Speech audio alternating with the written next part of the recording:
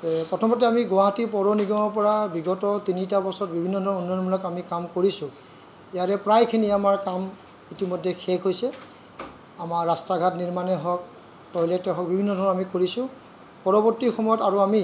এই 25-26 বৰ্ষৰ কাৰণে পুনৰ আমি কিছু উন্নয়নমূলক পুঁজি আমি পাৰিষদসকলক দিয়াৰ কাৰণে ইতিমধ্যে আমি আৰম্ভ কৰিছোঁ। প্ৰায় 40 লাখ টকাৰে প্ৰতিটো ৱাৰ্ডত আমি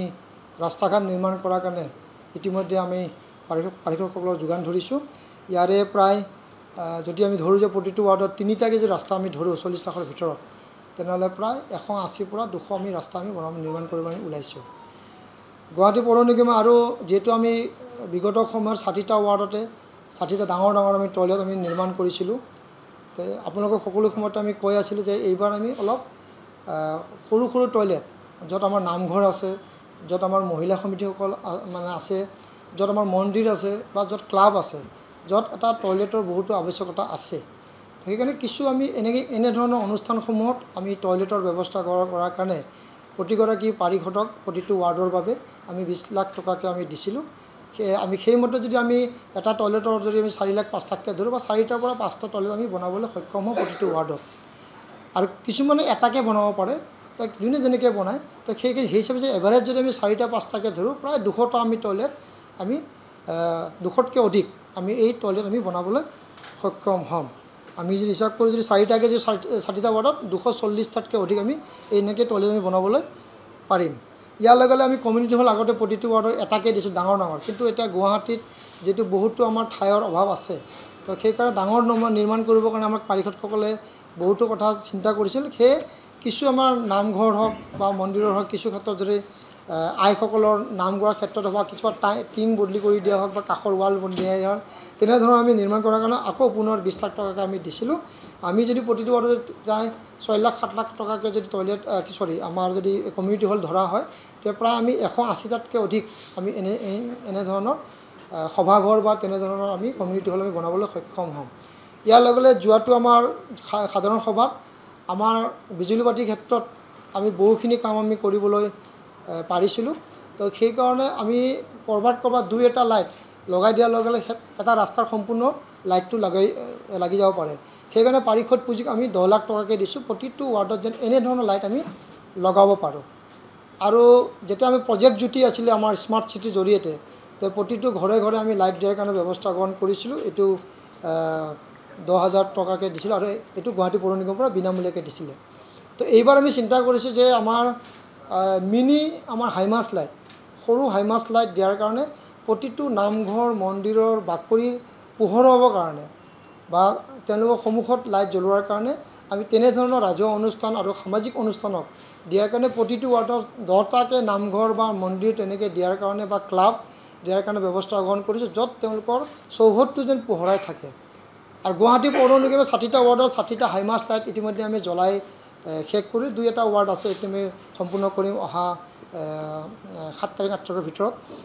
তথাপি আমি আৰু চিন্তা কৰিলোঁ যে কিছু আমি শ্মশানত, আমি আগতে কৈছোঁ 13টা শ্মশানত প্ৰথম পৰ্যায়ত দিয়াৰ কাৰণে ইতিমধ্যে আমি আগবাঢ়িছোঁ। আমি অহা 15 তাৰিখৰ পিছত সেইখিনি লাইট আমি কামখিনি কৰা আৰম্ভ কৰিম। বাকী যি আমাৰ 17টা 18টা আমাৰ আৰু শ্মশান আছে, তাতো আমি দিয়াৰ কাৰণে লাইট দিয়াৰ কাৰণে ব্যৱস্থা গ্ৰহণ কৰিছোঁ। আমি গুৱাহাটী পৌৰ নিগমত আমি অহাৰ সময়তে আমি চিন্তা চৰ্চা কৰিছোঁ 4টা পলৈ আমি কাম কৰিম: পথ, পোহৰ, পানী আৰু পৰিষ্কাৰ। আমাৰ পোহৰ আৰু পথৰ আমি আপোনালোকৰ কথা ক'লোঁ আমি। তাৰপিছতে আমাৰ খোৱা পানীৰ ক্ষেত্ৰত জাইকাৰ যোগেদি আমি বিভিন্ন ধৰণৰ আমাৰ সামাজিক অনুষ্ঠান হওক বা ৰাজহুৱা অনুষ্ঠানেই হওক আৰু গুৱাহাটী পৌৰ নিগমৰ যিবিলাক আমাৰ পানীৰ আমাৰ কাষ্টমাৰ আছিল বা গ্ৰাহক আছিল, তেওঁলোকক আমি বিনামূলীয়াকৈ দিয়াৰ ব্যৱস্থা গ্ৰহণ কৰিছোঁ। আৰু ৰেচন কাৰ্ড থকাবিলাকক আমি বিনামূলীয়া দিয়াৰ কাৰণে ব্যৱস্থা গ্ৰহণ কৰিছোঁ। গুৱাহাটীত প্ৰায় এতিয়া আমি যদি হিচাপ কৰা যায় প্ৰায় 60 পৰা 70% পানী দিব পৰা অৱস্থাত আমি আছোঁ। পৰৱৰ্তী সময়ত সেইখিনি আমি দিছপুৰ অঞ্চলত যিটো আমাৰ ইষ্ট চাউথ প্ৰজেক্ট আছে, সেইখিনি আমাৰ কাম এতিয়া আৰম্ভ হ'ব আৰু সেইখিনি পানী দিয়াৰ কাৰণে জল বোৰ্ডৰ যোগেদি আমি দিয়াৰ ব্যৱস্থা আমি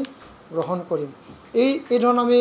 ব্যৱস্থা গ্ৰহণ কৰি পৰিষ্কাৰৰ কথা কৈছোঁ। আমি পৰিষ্কাৰৰ আপোনালোকৰ সহযোগত, ৰাইজৰ সহযোগত আমি প্ৰায় 402 নম্বৰ স্থানৰ পৰা যোৱাবাৰ স্বচ্ছ সৰ্বেক্ষণত আমি 44তম স্থান আমি পাবলৈ সক্ষম হৈছোঁ। এইবাৰ যেন আমি আৰু আগত আহিব পাৰোঁ, তাৰ কাৰণে এতিয়া আমি চিকুণ গুৱাহাটী মূৰ গুৱাহাটী বুলি কৈ আমি যোৱা এমাহৰ আগতে আমি এইটো এটা আমি সুন্দৰভাৱে আমি এই বস্তু ব্যৱস্থা কৰিছোঁ য'ত আমি শুকান জাবৰ ভিজা জাবৰ ছেগ্ৰিগেশ্যনটো কৰিলে আমি স্বচ্ছ সৰ্বেক্ষণত বহুখিনি আমি মাৰ্কছ পাওঁ সেইখিনি পোৱাৰ কাৰণে আমি ব্যৱস্থা কৰাৰ কাৰণে ইতিমধ্যে আমাৰ নতুন কমিশ্যনৰ অহাৰ লগে লগে আমি চিকুণ গুৱাহাটী মোৰ গুৱাহাটী নামে এক প্ৰতিযোগিতাত আমি অংশগ্ৰহণ কৰিছোঁ প্ৰতিটো ৱাৰ্ডত এই প্ৰতিযোগিতা আমাৰ অনুষ্ঠিত হৈছে আৰু জাবৰটো পৃথকীকৰণৰ লগতে বিভিন্ন ধৰণৰ সেলফ হেল্প গ্ৰুপ হ'ল বা আমাৰ ক্লাবৰ আৰু বিভিন্ন ধৰণৰ আমাৰ সজাগতা কেম্প হওক বা বিভিন্ন ধৰণৰ নলা নৰ্দমা চাফ চিকুণ কৰা হওক টয়লেট ৰাজহুৱা টয়লেট যদি আছে চাফ চিকুণ কৰাৰ কাৰণে কেনেকৈ ধৰণৰ হৈছে বিভিন্ন ধৰণৰ এটা ৱাৰ্ডৰ মাজত এটা আমি প্ৰতিযোগিতাও আমি ইণ্টাৰনেলি আমি এটা আৰম্ভ কৰিছোঁ তাত বিভিন্ন ধৰণৰ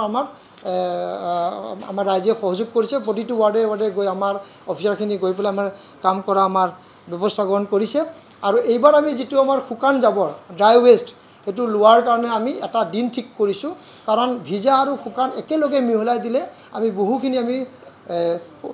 এইটো মানে নিষ্কাশন কৰাৰ ক্ষেত্ৰত প্ৰচেছিং কৰাৰ ক্ষেত্ৰত আমি বিভিন্ন ধৰণৰ অসুবিধা হয় সেইকাৰণে সপ্তাহত এদিন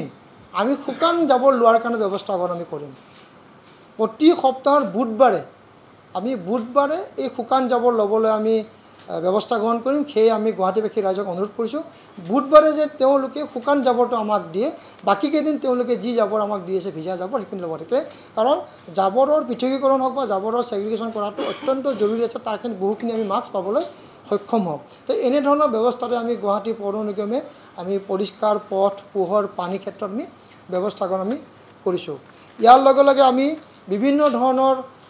কাম কৰাৰ কাৰণে ব্যৱস্থা গ্ৰহণ কৰিছোঁ ইতিমধ্যে আমি আৰু আজি কিছুদিন আগতে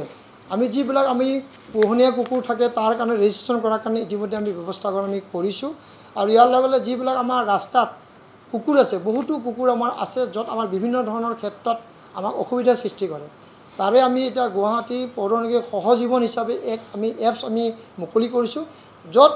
এই পোহনীয়া জন্তুবিলাককো যেন আমি বা তেনেধৰণৰ ৰাস্তাত জীৱিত হৈ থকা জন্তুসমূহত আমি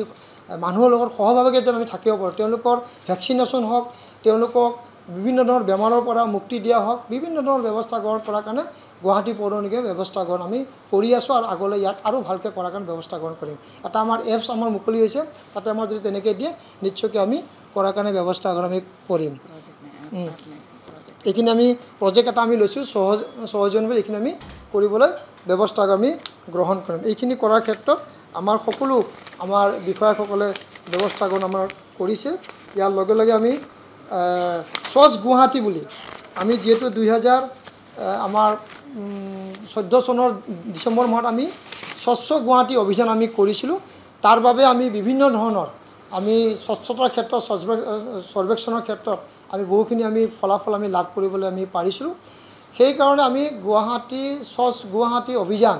আমি চাফ চিকুণ কৰাৰ ক্ষেত্ৰত কাৰণ দুৰ্গা পূজা গ'ল কালী পূজা গ'ল বিভিন্ন ধৰণৰ আমি বহুত চাফ চিকুণ কৰিছোঁ ইয়াৰ লগে লগে গুৱাহাটীত এতিয়া যিটো খৰালি দিন আহিছে আমি চাফ চিকুণ কৰাৰ ক্ষেত্ৰত এতিয়া আমি প্ৰায় 3 মাহ জোৰা আমাৰ এই অভিযান আমি আৰম্ভ কৰিম য'ত স্বচ্ছতা কৰাৰ ক্ষেত্ৰত আমি ব্যৱস্থা আমি গ্ৰহণ কৰিম যোৱাবাৰ আমি এই স্বচ্ছতা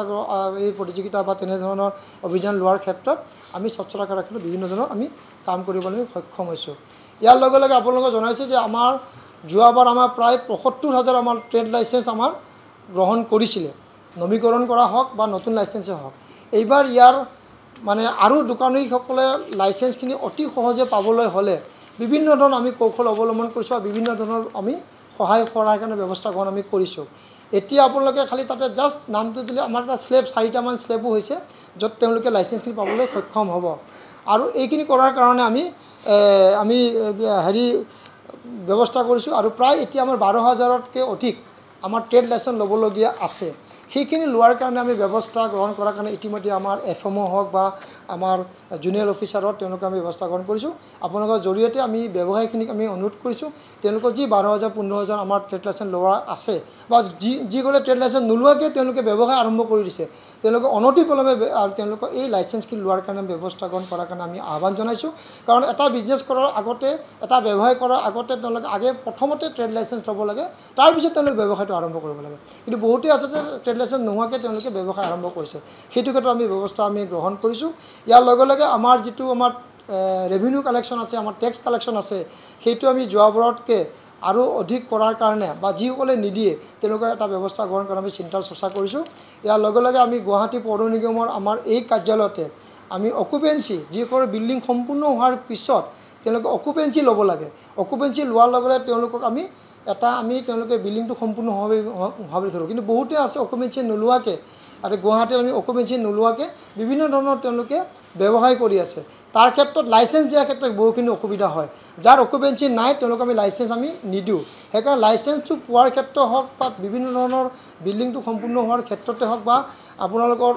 হোল্ডিং টেক্স লোৱাৰ ক্ষেত্ৰত হওক অকুপেঞ্চি লোৱাটো অতিকৈ দৰকাৰ আছে অকুপেঞ্চি লোৱাৰ ক্ষেত্ৰত আমি গুৱাহাটী পৌৰ নিগমে এটা শিবিৰ আমি অনুষ্ঠিত কৰিম অহা 15 আমি নৱেম্বৰৰ পৰা আমি এই উজান বজাৰ কাৰ্যালয়তে এক আমি ব্যৱসায় কৰিম আমি আমি তেনেহ'লে আমাক কৈছে আমি 1 ডিচেম্বৰৰ পৰা 31 ডিচেম্বৰলৈকে আমি অকুপেঞ্চি লোৱাৰ ক্ষেত্ৰত এটা আমি শিবিৰ অনুষ্ঠিত কৰিম য'ত সোনকালে তেওঁলোকে অকুপেঞ্চি পাবলৈ সক্ষম হ'ব কাৰণ অকুপেঞ্চিৰ কাৰণে বহুতো ইয়াতে হাবাথুৰি খাব লগা হয় বহুতো আমাৰ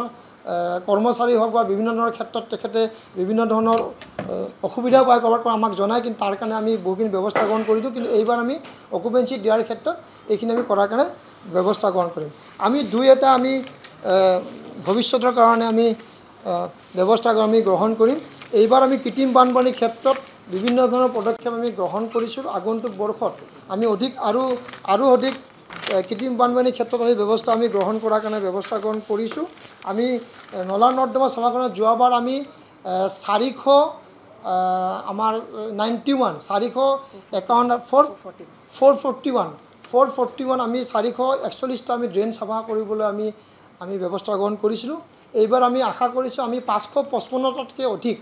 আমি সৰুবৰ যি ড্ৰেইন আছে সেই ড্ৰেইন আমি চাফা কৰিম 5খন নদী আমি চাফা কৰিম আৰু ইতিমধ্যে আমি ছুপাৰ চকাৰ লগাই আমি GS ৰোড হওক বা আমাৰ পাঞ্জাবাৰী ক্ষেত্ৰত য'ত ডাঙৰ আমাৰ 10টা কি নতুন আমাৰ 10টা কি আমাৰ পুৰণা যি আমাৰ